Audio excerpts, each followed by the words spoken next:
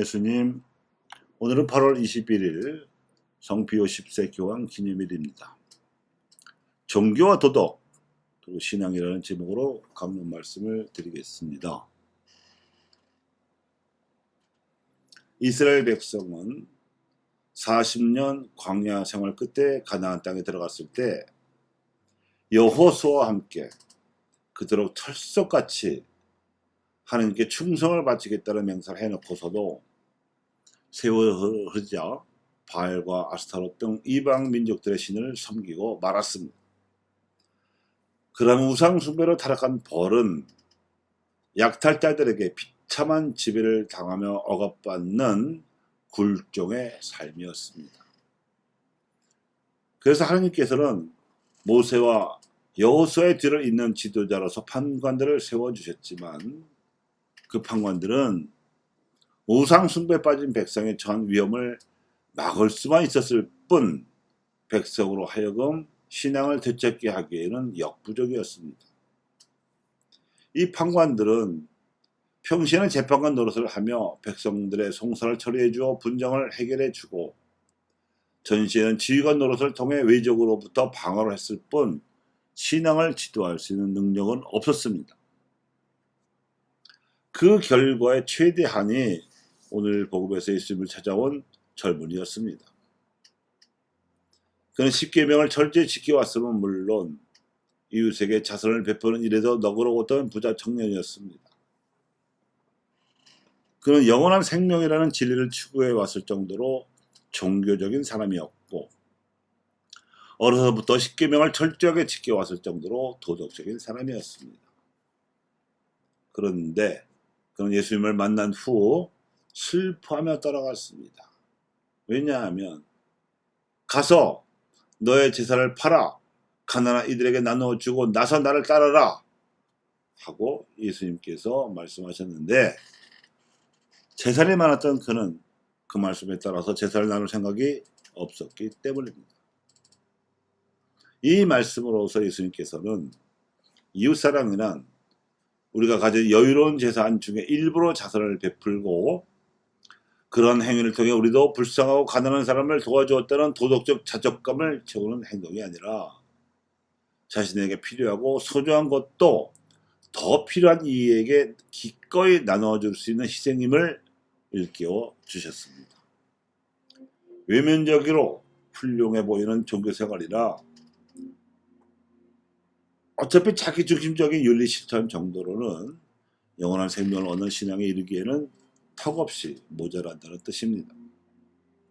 이는 판관시대 조상들이 겉으로는 하나님께 대해 충실한 신앙을 다짐해 왔으면서도 실제로는 우상들을 숭배하는 길에 빠져들었던 것처럼 그도 역시 계명을 충실하게 지켜왔다고는 하지만 사실은 재물을 섬기는 길, 우상 숭배에 빠져 있음을 스스로 입증한 셈이라 할 것입니다.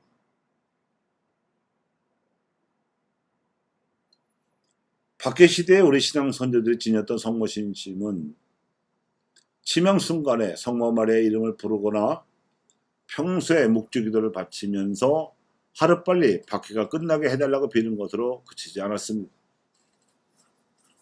박해로 말미암아 모든 재산을 다 빼앗겨 왔고 정든 고향을 떠나 했으며 사회적 지위를 박탈당하고 천민처럼 무시당하고 죄인으로 내몰리는 처지를 감수할 뿐만 아니라 교촌을 이루어서 자유로이 신앙생활을 할 수 있게 된 처지를 감수할 줄 아는 사회적 의심까지를 수반하였습니다. 즉 교촌에서의 궁핍한 살림 속에서도 가난한 교우는 물론 주변의 외인이나 거린이라도 먹을 것을 나누어 줄 줄 알았고 아는 교우가 치명하면 그들의 자녀들을 데려다가 대모가 되어 대신 길러주기도 하는 사회적 행동을 실천하였습니다. 성모 신심은 이처럼 하나님을 모르던 당시 조선 사회와는 대조적인 새로운 사회를 건설하는 원동력이었으며 자기 중심적으로 이루어지기 쉬운 사랑을 말 그대로의 신앙으로 승화시켜주는 힘이었습니다. 오늘 교회가 기리는 성회는 19세기의 교회의 질서와 신자들의 신앙생활을 그리스도 안에서 재정립하고자 교회법을 현대화시키고 성모 1도 서적 개정하는 노력을 했으며 교회를 위협하는 모든 오류들에 맞섰던 피오 10세 교황님이십니다. 그리스도께로 돌아간다 하면 교회와 신앙의 정체성을 회복하려는 노력입니다. 한국의 가톨릭 신앙인들은 피오 10세의 신앙과 노력을 본받아 우리의 뿌리인 박해시대 신앙 선조들의 신앙생활을 기억하고 본받아야 합니다. 이는 서구와의 치우쳐던 지난 100년간의 노력에다가 초창기 100년의 초창기 토착과 노력을 회복하려는 노력입니다. 즉 사실상 외래 종교의 도입으로 고구려 시대 이래로 하느님 신앙의 지하로 숨어 들어가서 무속 신앙으로 전락하게 만들었다가 18세기에 천주교가 들어옴으로써 비로소 하느님을 올바르게 믿는 신앙의 역사가 박해시대 교우천에서 회복되게 되었던 그 놀라운 역사를 기억하는 것입니다. 그러므로 신앙의 정체성을 회복하는 일은 동시에 민족 전통의 정체성을 회복하는 일과 같은 일입니다. 우리에게 신앙 토착화의 노력을 촉구하는 외국의 현자들이 있습니다. 우리 민족의 뿌리는 힘을 추구했던 역사가 아니라 뜻을 실현하고자 노력했던 역사임을 일깨워준 위인들입니다. 문명 연구의 대가로 평가받는 영국의 아놀드 토인비는 홍익 인간과 재세 이화, 즉 널리 인간 세상을 이롭게 하기 위하여 진리에 따라서 세상을 다스리라는 뜻을 민족사 초창기부터 세웠던 한민족이 언젠가 인류를 정신적으로 이끌어 가리라고 내다보았습니다. 더 있습니다.